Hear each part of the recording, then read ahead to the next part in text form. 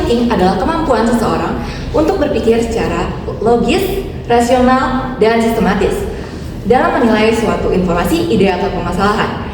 Dalam berpikir kritis, seseorang tidak langsung menerima suatu pendapat sebagai kebenaran yang mutlak, tetapi untuk menganalisis bukti, mempertanyakan asumsi, dan menilai keakuratan serta relevansi informasi tersebut sebelum membuat keputusan.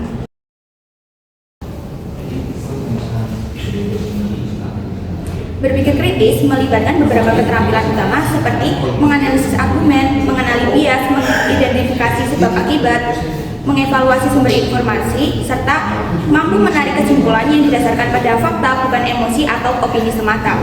Sementara itu, communication atau komunikasi adalah proses penyampaian pesan, ide, dan informasi antara individu atau kelompok untuk mencapai pemahaman bersama.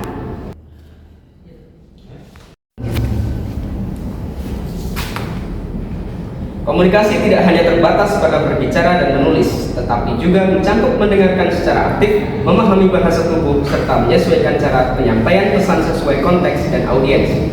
Kemampuan komunikasi yang efektif menuntut kejelasan dalam penyampaian, empati dalam berinteraksi, dan ketetapan dalam memilih kata agar pesan tidak disalahartikan.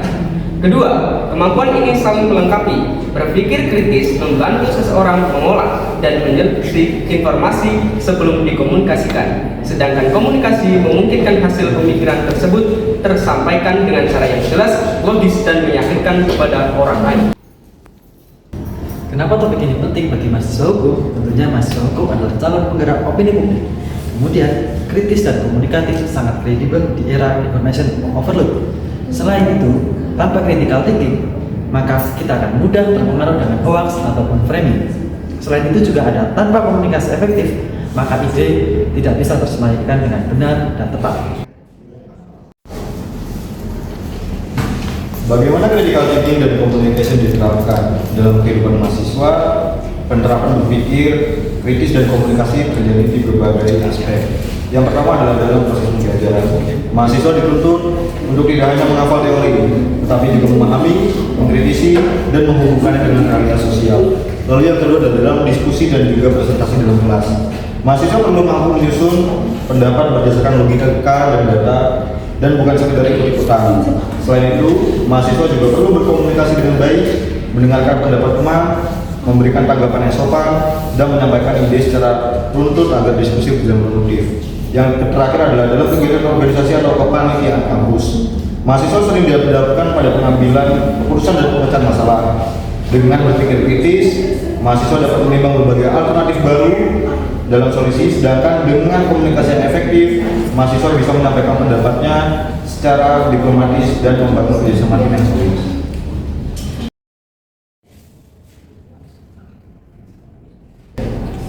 Critical thinking dan komunikasi adalah dua kemampuan fundamental yang saling menguji.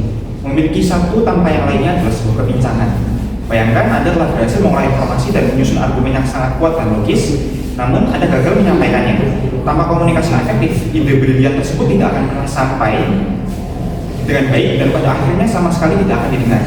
Di sisi lain, kemampuan komunikasi yang sangat lancar dan persuasif, namun tidak didasari oleh logika yang kuat, fakta, atau analisis mendalam, justru menjadi sangat berbahaya. Kemampuan ini bisa menipiskan batas antara pemikiran kritis dan sekedar omong kosong belaka, yang pada akhirnya hanya akan berujung pada kesesatan. Kenapa sih berpikir kritis dan komunikasi itu penting bagi mahasiswa? Berpikir kritis dan komunikasi penting bagi mahasiswa karena yang pertama, dapat mengasah kemampuan analitis dan intelektual agar mampu menilai informasi secara objektif. Yang kedua, membuat keputusan rasional berdasarkan logika dan data, bukan emosi atau tekanan sosial.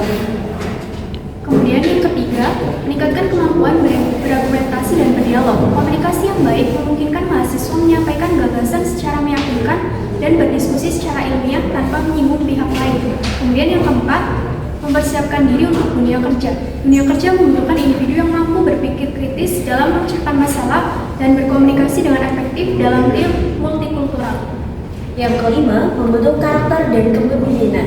Dengan kemampuan berpikir kritis dan komunikasi yang baik, Mahasiswa cenderung memiliki kepercayaan diri, kemampuan memimpin, serta sikap terbuka terhadap kritik. Yang keenam, menghindarkan dari disinformasi dan manipulasi. Di era informasi yang serba cepat ini, berpikir kritis membantu mahasiswa menyeleksi kebenaran suatu berita, serta komunikasi yang baik memungkinkan mereka menyebarkan informasi yang benar dan bermanfaat. Secara sederhana, kemampuan berpikir kritis dan komunikasi adalah dua hal penting yang harus dimiliki setiap mahasiswa. Dengan berpikir kritis, mahasiswa belajar memahami dan menilai berbagai hal secara logis dan masuk akal. Sementara itu, kemampuan berkomunikasi membantu mereka menyampaikan ide dan pengetahuan dengan jelas dan efektif. Kedua kemampuan ini tidak hanya berguna dalam kegiatan kuliah, tetapi juga membantu mahasiswa menjadi pribadi yang cerdas, bijak, dan siap menghadapi berbagai tantangan di masa depan.